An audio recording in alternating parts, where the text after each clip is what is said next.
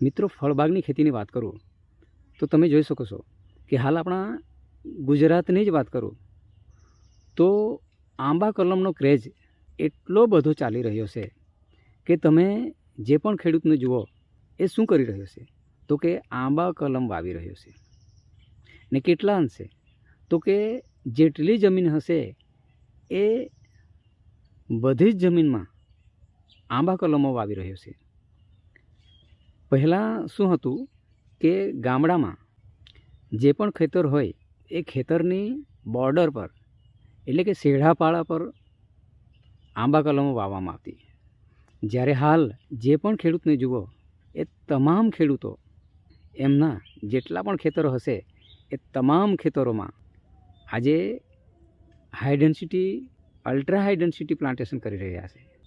એ સંદર્ભમાં હું વાત કરું, હું જોઉં છું તો આપણા લોકલ વાંસદાની જ વાત કરીએ તો વાંસદામાંથી 1, 2, 3, 4, 5 હજાર નહીં કે 10,000, 50,000, લાખ નહીં, 20, 25, 50 લાખ નહીં, કરોડોની સંખ્યામાં આંબાની કલમો વેચાય છે.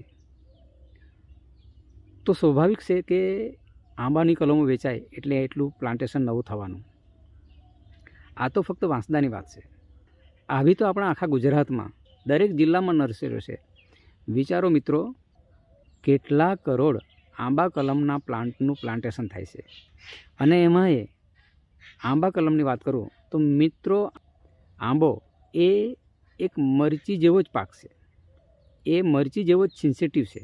કારણ એના પર એટલી બધી બીમારીઓ આવે છે કે ઘણીવાર જેને કંટ્રોલ કરવી ખૂબ જ અઘરી છે.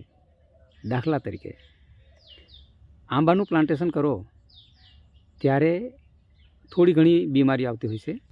પ્લાન્ટ જ્યારે નાનો હોય એક ખાસ બીમારી લાગે છે જેને ગુચ્છારોગ કહેવાય, માલફોર્મેશન. એ બીમારી એવી છે કે પ્લાન્ટનો ગ્રોથ અટકાવી દે છે. કંટ્રોલ કરવું ખૂબ જ અઘરું છે. કારણ કે આ જે કટિંગની વાતો થાય છે, તમે જે કટરનો ઉપયોગ કરો છો એક ઝાડ પરથી બીજા ઝાડ પર અગર તમે લઈ જાઓ, બીજા ઝાડની ડાળીઓ કટિંગ કરશો તો સ્વાભાવિક છે કે તમે વારંવાર સેનેટાઈઝ કરવાના નથી. ફર્સ્ટ જે કટિંગ કરશો એના પર અગર બીમારી હશે તો એ બીમારી સામેના ઝાડ પર જવાની જ છે. એ સ્વાભાવિક છે. આ રીતે તમે ચલો ઝાડને ડેવલપ કરી લેશો. ઝાડને ડેવલપ કર્યા પછી ચલો નેક્સ્ટ વર્ષે, આગલા વર્ષે તમે આ ઝાડ પર ફળ લેવાના છો. તો એવા સંદર્ભમાં તમારે જે તે સ્પ્રે ટાઈમ ટુ ટાઈમ લેવાના હોય તે લેવા જ પડશે. એટલે કે એડવાન્સમાં તમારે ખર્ચો કરવાનો છે. વિશેષ જ્યારે ફ્લાવરિંગ સ્ટેજ આવે, ફ્લાવરિંગ થયા પછી એમાં અનેક બીમારીઓ આવે છે.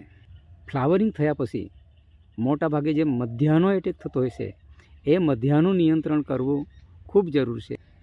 અને ચલો મધ્યા પર તમે નિયંત્રણ કરી શકશો. મધ્યા પર નિયંત્રણ કર્યા પછી ફળ સેટિંગ, તો ફળ સેટિંગ થોડું ઘણું થાય અને ત્યાં તમારે એક નવી સમસ્યા આવશે, ફળ ડ્રોપિંગ. એ સમસ્યા પણ નાની નથી. ત્યારબાદ તમારું ફળ ટકી જાય છે, એ મોટું થશે તો ત્યાં ફરીથી એક પ્રશ્ન આવશે ફળ માખીનો. તો એ ફળ માખીના સોલ્યુશન માટે તમારે ઝાડ પર જે પણ કેરીઓ લાગેલી હશે એને પ્રોટેક્શન બેગ લગાવવું પડશે. અને પ્રોટેક્શન બેગ તમે ક્યારે લગાવી શકશો કે તમે ઝાડની હાઇટ કંટ્રોલ કરેલી હશે તો. તે સિવાય અગર તમારા ઝાડ મોટા હોય તો એના પર પ્રોટેક્શન બેગ લગાવી એટલે તમે જ વિચારો તો કેવી રીતે એને શક્ય બનાવશો. તો એ માટે તમારે સીડીઓનો ઉપયોગ કરવો પડે, લેબર ચાર્જ તમારો વધી જાય, વગેરે વગેરે પરિસ્થિતિનો સામનો કરવો પડશે. આંબા કલમનો હું વિરોધી નથી, કારણ કે મારી પાસે પણ 3,000 આંબાની કલમો છે. કહેવાનો મતલબ મારો એટલો જ છે કે તમે એક પ્રકારની ખેતી ના કરો. ખેતરને શક્ય હોય તો ATM મોડલ જેવું બનાવો. હા, તમને હું એ પણ નથી કહેતો કે તમે 2 ક્રોપ કરો, 4 ક્રોપ કરો, 5 કરો, 6 કરો, 7 કરો. હું તમને ફક્ત એટલું જ કહીશ કે શક્ય હોય તો વધારે નહીં, 2 થી 3 પાક લો. પણ એવા પાક લો કે તમે તમારા ખેતરમાં જે પણ પ્લાન્ટેશન કરો એમાં 2 થી 3 વેરાયટીને એડ કરશો તો સ્વાભાવિક છે કે ઓલ્ટરનેટ તમારું ઉત્પાદન થશે, એટલે તમને કોઈ પણ પ્રકારની મુશ્કેલી પડશે નહીં. કહેવાનો મતલબ, દાખલા તરીકે આંબામાં ઉત્પાદન ના થાય તો તમે નેક્સ્ટ જે પણ બીજી ખેતી કરેલી હશે એમાંથી તમને ઉત્પાદન મળી રહેશે. એમાં તમને થોડું ઘણું ઓછું ઉત્પાદન થાય તો એ જ ઝાડ ફરીથી તમને 6 મહિના પછી પાછું ઉત્પાદન આપવાનું હોય તો એવા સંજોગોમાં તમને સારું ઉત્પાદન મળી શકે છે. કહેવાનો મતલબ કે તમે એવા પાકની ચોઈસ કરો કે જે ઝાડ તમને વર્ષમાં 2 વાર ફળ આપે. મિત્રો, નો ડાઉટ કેરી એ ફળોનો રાજા જ છે, પરંતુ આજે હું એક બીજા વિષય પર ચર્ચા કરીશ, ફણસની ખેતી. મિત્રો, આજના ખેડૂતોએ ફણસની ખેતી શા માટે કરવી, અને તે પણ 12માસી ફણસની ખેતીની વાત કરી રહ્યો છું, તો એ ખેતી શા માટે કરવી, તો એ વિષયને થોડો સમજવો ખૂબ જરૂરી છે. થોડીક ડીપમાં ચર્ચા કરીશ. પહેલું લોકડાઉન થયેલ એ પહેલાં લોકડાઉનના 15 દિવસ પહેલાં કેરાલામાં એક સેમિનાર યોજાયો હતો. એ સેમિનાર ફક્ત ને ફક્ત ફણસ પર હતો. આમ તો વિશ્વનો પહેલો સેમિનાર જે ફણસ પર યોજાયેલો એ જર્મનીમાં યોજાયેલો હતો, અને બીજો જે સેમિનાર હતો એ કેરાલામાં ગોઠવવામાં આવેલ. એ સેમિનારમાં વિશ્વના ખેતી પ્રધાન દેશો છે એ ખેતી પ્રધાન દેશોમાંથી સાયન્ટિસ્ટો અને મોટા મોટા ખેડૂતોએ પણ ત્યાં ભાગ લીધો હતો. તો ત્યાં જે ચર્ચાઓ થયેલ એ ચર્ચાઓની મેં માહિતી મેળવેલ છે. સાયન્ટિસ્ટોના મતે એ ફણસનું આખું ઝાડ જ ખૂબ ઉપયોગી છે. આયુર્વેદની દૃષ્ટિએ પણ આ ઝાડનું ખૂબ મહત્ત્વ છે. કેરાલામાં ત્યાં સુધી કહેવાય છે કે ત્યાંની સ્ત્રીઓ આજે પણ ફણસના જે પાન હોય એ પાનને ટોપલામાં ભરીને માર્કેટમાં વેચવા માટે લઈ જતી હોય છે, અને ત્યાં એ આસાનીથી વેચાઈ જાય.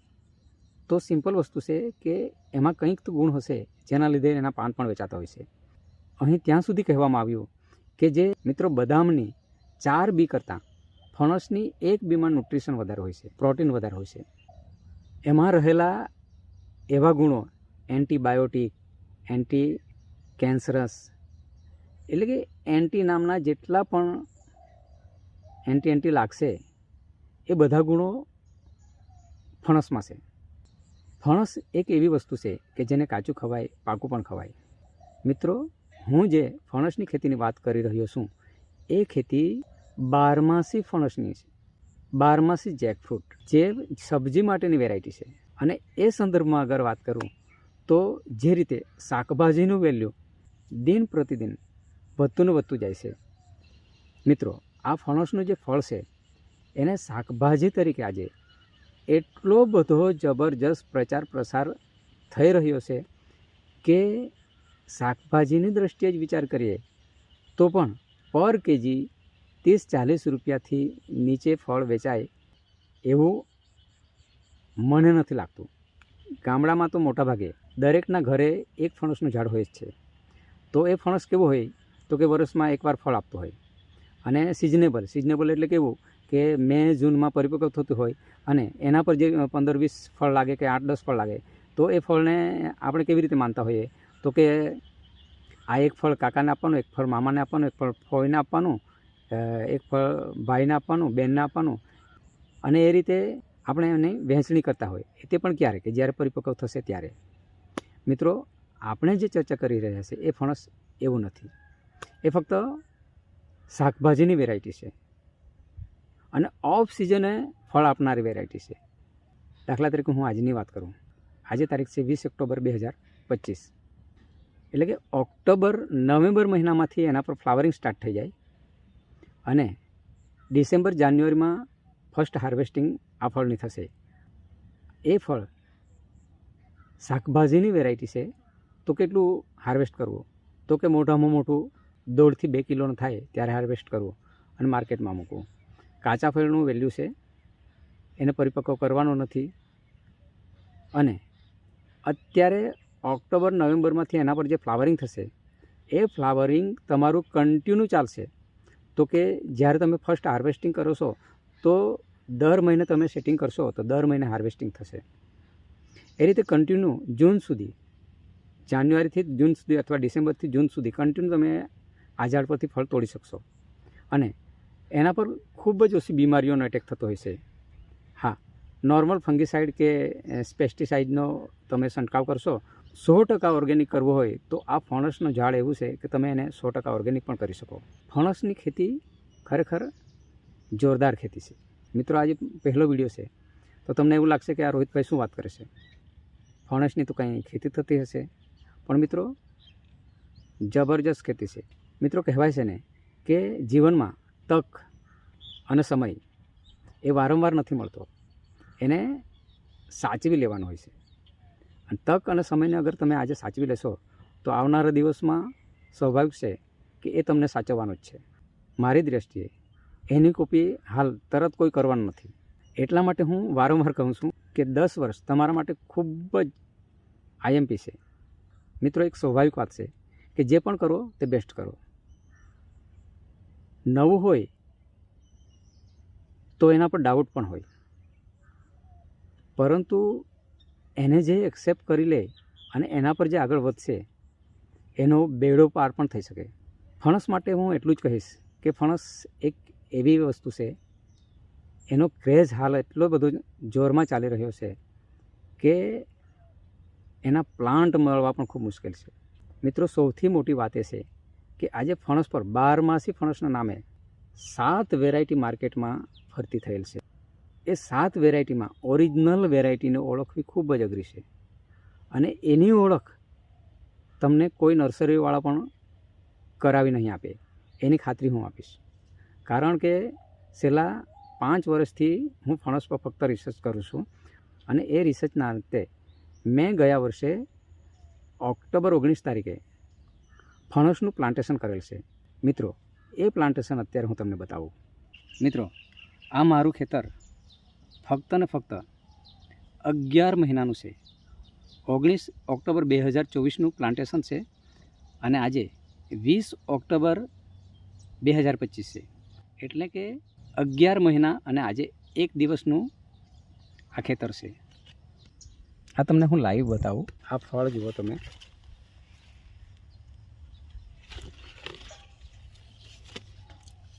એકદમ ગુચ્છામાં ફળ લાગતા હોય છે. આ ઝાડ તમને નાનકડું દેખાશે, પરંતુ આખા ઝાડ પર તમે જોશો આટલું નાનું ઝાડ છે, એના પર હાલ 25 ફળ છે. એટલે જ હું કહું છું કે આપણા ગુજરાતના ખેડૂતો માટે આ એક નવી જ ઓપોર્ચ્યુનિટી છે. અને શક્ય હોય તો આ ખેતીની શરૂઆત અત્યારથી જ કરી દો. તમારા માટે ફરીથી હું કહીશ, આવનારા 10 વર્ષ મારા અને તમારા માટે ખૂબ જ ઉજળા છે. એમાંથી સારામાં સારી ઇન્કમ મળશે એની ખાતરી હું તમને આપીશ. જય હિન્દ, ધન્યવાદ.